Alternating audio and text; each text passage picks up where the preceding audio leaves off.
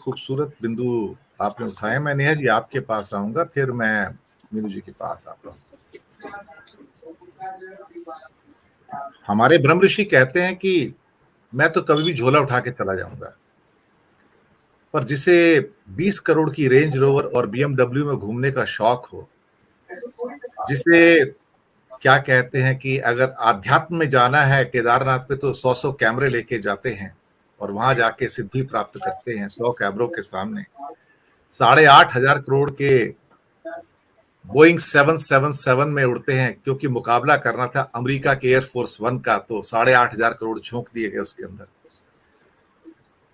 इतनी लग्जरी में रहने वाला व्यक्ति जो प्रतिदिन 5-7 बार लिबास बदलता हो और एक तरह से कहा जाए तो राज सिंहासन बना लिया हो, अब वो झोले के साथ गुजारा नहीं कर सकता है। उसे वो दिन गवारा नहीं है जिस दिन वो इस सत्ता से बाहर हो जाए। उस दिन का शायद वो सोच भी नहीं सकता दिमाग में कि कोई ऐसा दिन भी आएगा जब मेरे पास सत्ता नहीं रहेगी। ये सत्ता की अफीम होती ही ऐसी है, एक बार को लग जाए ना तो फिर ये छूटती नहीं। और फिर इनका अंत भी कैसे होता है, वो हमारे यहाँ बहुत सारे इतिहास में ऐसे उदाहरण हैं कि वो कैसे फिर गए उसके बाद, क्योंकि सत्ता ही तो इनकी ऑक्सीजन है, सत्ता ही इनकी अफीम है, सत्ता ही सब कुछ है। आपकी टिप्पणी नेहा जी। बहुत बहुत धन्यवाद सर आमंत्रित करने के लिए। और अहंकार एक राजा का कैसा होता है, इसकी बहुत सारी कहानियां बचपन से ही हम सुनते आ रहे हैं कि एक अहंकारी राजा था, वो इतना सत्ता के मद में। आवाज आ रही है पीछे से, किसी की आवाज आ रही है पीछे से। आप मुझे सुन पा रहे हैं सर? थोड़ा और लाउड बोलूं? जी जी, नहीं अब ठीक है, ठीक, कैरी ऑन जी। तो हम बचपन से ही सुनते आ रहे हैं कि जो एक सत्ता के मद में चूर अहंकारी राजा होता है, उसकी उस राजा की जो प्रजा होती है वो कितनी परेशान होती है, और उस प्रजा की आवाज जो है, आप मुझे स्पष्ट सुन पा रहे हैं? मुझे लगता है पीछे से नॉइज काफी आ रही है। नहीं, आप कैरी ऑन। अभी अगर पीछे से आ रही है तो अब ठीक है, कुछ नहीं कर सकते, आप कैरी ऑन, आप स्पष्ट है। जी। तो उस राजा तक प्रजा की जो आवाज है, प्रजा की जो समस्याएं हैं, चाहे वो महंगाई की हो, चाहे वो रोजगार की हो, वो आवाज नहीं पहुंच पाती। और फिर भी इस राजा को ऐसा लगता है कि उसका जो भवन है बहुत आलीशान है, उसने जो सड़कें बनवाई हैं बहुत आलीशान है, इसीलिए वो एक सफल राजा है, वो अपनी जनता का पूरा ख्याल रख रहा है। तो बचपन से ऐसी कहानियां सुनते हुए बड़े हुए हैं सर। भारतवर्ष में अब ये साक्षात और सामने देख रहे हैं कि जो हमारे प्रधानमंत्री नरेंद्र मोदी हैं, वो उन्होंने सत्ता में पैर रखते ही, जब से वो केंद्र की सत्ता में आए हैं, तब से उन्होंने एक ऐसी फौज खड़ी की जो सिर्फ और सिर्फ चाटुकारिता करके ही जो है पदोन्नति पाती रही है। और अब हम देख रहे हैं कि जो चाटुकारिता की जो है सारी सीमाएं लांघी जा रही है। और आप इसका नमूना देख लीजिए, जब मणिपुर पर सदन में बहस हो रही थी तो स्मृति ईरानी ने कह दिया कि फ्लाइंग किस किया गया है राहुल गांधी की तरफ से, तो उसी को सभी नेताओं ने कोट करना शुरू कर दिया, ट्रोल करना शुरू कर दिया। सभी महिला सांसद जो बीजेपी की हैं, उन्होंने लिखित शिकायत कर दी स्पीकर से। किसी ने नहीं सोचा, किसी का विवेक नहीं जागा, किसी ने ये समझना भी उचित नहीं समझा कि ये सच था कि नहीं था, इसका साथ देना चाहिए या फिर जो है खामोशी बरत लेनी चाहिए। ये विवेक जो है ये अहंकार छीन लेता है, या फिर जो चापलूसी की एक विद्या होती है वो छीन लेता है। वही मैं देख रही हूँ कि वर्तमान में देश का हाल है कि ये पूरी की पूरी फौज है, और ये फौज ऐसे काम करती है जो कि नरेंद्र मोदी को लगता है कि हम सफलता की तरफ बढ़ रहे हैं, हम विकास को जो है आगे लेके जा रहे हैं, हम विकसित राष्ट्र बनाने की कोशिश कर रहे हैं।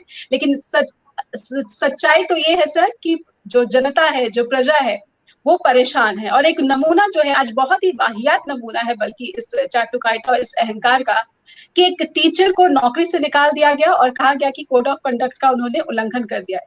क्लासरूम में उन्होंने कहा कि पढ़े लिखे उम्मीदवार को आप चुनिए। क्या ये अपराध है भारत जैसे देश में, जिसकी लोकतंत्र की जो बातें हैं वो दुनिया में एक उदाहरण के रूप में बताई जाती है? एक ऐसा शिक्षक जो सिर्फ एक सिलेबस तक खुद को सीमित नहीं रख रहा है, बल्कि वो ये भी बता रहा है कि आप ऐसे नागरिक बनिए जिसको अपना वोट जो है बहुत ही कीमती होता है। भारत के नागरिक का जो वोट है वो सबसे बड़ी ताकत हमारे संविधान ने हमें दिया है। और उस वोट की अहमियत को ये शिक्षक अगर बता रहा है, तो उस शिक्षक को इस कारण से अगर नौकरी से बेदखल कर दिया गया, नौकरी से निकाल दिया गया, और उसके कॉन्सिक्वेंसेस की भी वो बात कर रहे हैं। वो सिर्फ यही नहीं कह रहे हैं कि ये विवाद हुआ है, बल्कि वो ये कह रहे हैं कि वो इज फेसिंग कॉन्सिक्वेंसेस। और सिर्फ यही नहीं, उनके स्टूडेंट्स भी जो है इस तरह के जो है बदले हुए हालात और परिस्थितियों का सामना कर रहे हैं। और इसका असर सिर्फ उनके स्टूडेंट्स और उनके उस शिक्षक तक ही नहीं है सर, अभिभावकों पर। इस देश में जहां पर शिक्षा को हासिल करना, अपने बच्चे को पढ़ाना, अपनी आय का एक बड़ा हिस्सा जो है उसमें इन्वेस्ट कर देना, उसमें लगा देना, और उसके बाद भी जो अभिभावक है वो इस माहौल में आ जाता है, इस परिस्थितियों में खुद को पाता है कि कैसे शिक्षक के पास में जाऊं कि वो किसी विवाद में ना घिरा। वो शिक्षक अच्छा भी होना चाहिए। आप तो बीएड वाले जो कंट्रोवर्सी चल रही है, आपने जो देखा होगा, तो अब शिक्षा का जो हाल है, जो स्तर है मौजूदा समय में देश में, वो आप समझ ही रहे हैं।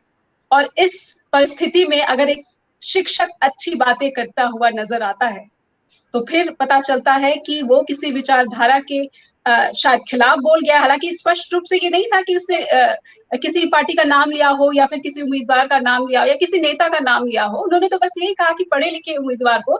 ऐसे में तो मुझे लगता है कि अगर ये बात आपको नागवार गुजरी है, किसी पार्टी विशेष को गुजरी है, किसी नेता विशेष को गुजरी है, तो आप छात्र संघ संगठन जितने भी पार्टियों के हैं, आप उनको ही इनवैलिड घोषित करिए, एक परंपरा शुरू करिए, नई प्रथा बनाइए।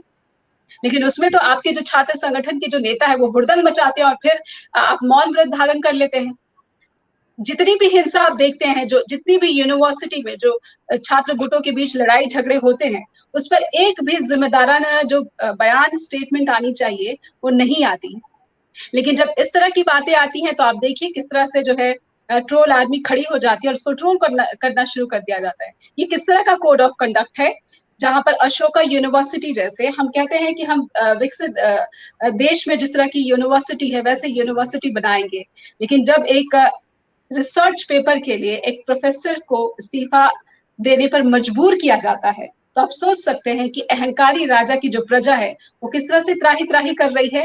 लेकिन अहंकारी राजा को ये समझ भी नहीं आ रहा है, ना ही उनकी ट्रोल आर्मी को ये समझ में आ रहा है कि जो वो कर रहे हैं वो कितना घातक कर रहे हैं, और जो परिणाम निकलेगा वो सिर्फ दूसरे धड़े तक नहीं सीमित होगा, इसकी आंच आपके परिवार तक भी आए।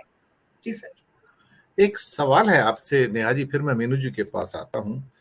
आप अमेरिकन और कैनेडियन डायस्पोरा को प्रतिदिन संबोधित करती हैं, उनके विषय उठाती हैं अपने टेलीविजन चैनल के ऊपर, और वहां पे डिबेट्स भी होती हैं। आप मेहमानों को भी आमंत्रित करती हैं, उनके क्वेश्चंस के जवाब भी देती हैं। अमेरिका के संसद सदस्य भारत आए हुए हैं 15 अगस्त को मौके के ऊपर, और उसमें विदेश मंत्रालय ने तो कुछ नहीं कहा है, लेकिन एक बहुत बड़ी नाराजगी है भारतीय जनता पार्टी के अंदर, जो मेरे सूत्र बताते हैं कि अमेरिकी संसद सदस्यों ने मणिपुर के और हरियाणा के पीड़ितों से बात की है प्रमुखता से, जिसमें कुकी समुदाय भी है, हरियाणा के भी पीड़ित हैं, और कुछ और लोगों से भी मुलाकात की है। और उसको लेकर बहुत सारी नाराजगी है कि आप तो भारत सरकार के निमंत्रण पर भारत में आए थे और यहां आके आप उनसे मिल रहे हो, जिससे हमारी छवि और खराब होती है, गलत पिक्चर जाती है। लेकिन अमेरिका एक ट्रू डेमोक्रेसी है, वो किसी को रोकता नहीं है, लेकिन विदेश मंत्रालय डबल बाइंड में, क्योंकि वो कुछ कह भी नहीं सकता। हालांकि उन्होंने राहुल के साथ भी प्राइवेट मीटिंग की बात की हुई है। तो ये जब बातें इतनी, जब हमारी छवि को डेंट लग रहा है, तो क्या अमेरिका और खासतौर से कनाडा में या ऑस्ट्रेलिया में, वहां जो आपके दर्शक हैं, वहां से अब क्या कुछ प्रतिक्रियाओं में कुछ बदलाव देखना आपको अब हो रहा है, ये या सेम छवि है जो 1-2 साल पहले थी मोदी जी के बारे में, बीजेपी के बारे में? कुछ बदलाव है क्या उसमें कुछ? सर, बदलाव ये है कि पहले भी जो विदेशों में रहने वाले भारतीय थे, इनमें एक तरह की विचारधारा का अलगाव था। अलग अलग राज्यों के एक कम्युनिटी बन जाती है। अगर कोई पंजाबी है तो पंजाबी कम्युनिटी, गुजराती कम्युनिटी, ऐसा एक थोड़ा बहुत जो है एक बिल्कुल ही निम्न स्तर का एक अलगाव और एक विभाजन देखा जाता था। लेकिन अब जो ये विभाजन है सर, पिछले कुछ वर्षों में इतना ज्यादा बढ़ गया है कि ये भी एक अलग तरह का कट्टरवाद है। ये स्पष्ट नजर आता है। खासकर मैं कनाडा की भी बात करना चाहूंगी और अमेरिका की भी बात करती। और ये कट्टरवाद भारत में जो भी कुछ होता है उसको बाहर रहने वाले लोगों में बहुत ज्यादा असर कर रहा है। अमेरिका में भी बहुत ज्यादा असर कर रहा है, क्योंकि वहां पे भी चुनाव है और आपको पता ही है कि जो भारतीय समुदाय है उसका बहुत बड़ा रोल है वहां पर। और अगर कनाडा की बात करें तो ये रोल तो और भी बड़ा हो जाता है। तो जहां पर भी राजनीति में इन्वॉल्वमेंट है, और आपको पता ही है कि विवेक रामास्वामी जो है वो भी एक बड़े स्ट्रॉन्ग कैंडिडेट है रिपब्लिकन के, इन सब का असर बहुत ज्यादा हो रहा है। और ये असर कोई पॉजिटिव असर नहीं है। जो भी इस कट्टरवाद को सपोर्ट करते हैं उनको ये लगता है कि, और ये वो लोग हैं सर जिनको रोजगार के लिए दर दर नहीं भटकना पड़ता, लेकिन जो वहां पर ऐसे लोग हैं जो दूसरे रास्ते से विदेशों में पहुंच जाते हैं, जो कि जिनके पक्के कागज नहीं होते ही, उन लोगों में जो है इन सब चीजों का असर खासतौर पर पड़ता है। और जब बात अमेरिकी पॉलिटिक्स की होती है या फिर डेमोक्रेसी की होती है, तो उसमें भी मैं देखती हूँ कि एक पतन की तरह से, ऐसा मैं नहीं कहूंगी कि भारत जैसा हो रहा है, लेकिन वहां पर भी जो है धीरे धीरे डाउनफॉल देखने को मिल रहा है। यहाँ पर एक हवाई द्वीप है जहां पर पूरे के पूरे जंगल में जो है आग लग गई, और वहां पर जो राष्ट्रपति बाइडेन है वो हॉलीडे मना रहे थे, और जब पत्रकार ने उनसे पूछा कि आप कुछ कहना चाहेंगे, तो उन्होंने कहा नो कमेंट। इतनी, पर ये वहां कोई गोदी मीडिया नहीं है सर, इसीलिए ये खबरें जो है उससे परेशान होते हैं, सत्ता परेशान होती है, सत्ता में रहने वाले लोग परेशान होते हैं, फिर उन्हें जवाब देने के लिए मजबूर होना पड़ता है, जो भारत में मिसिंग है। और ये खास फर्क भारत के बारे में वहां पर भी है, और वहां भी जो परिस्थितियां बदल रही हैं ये वहां पर इस तरह का है। बहुत अच्छा पर्सपेक्टिव पेश किया आपने, और मुझे लगता है कि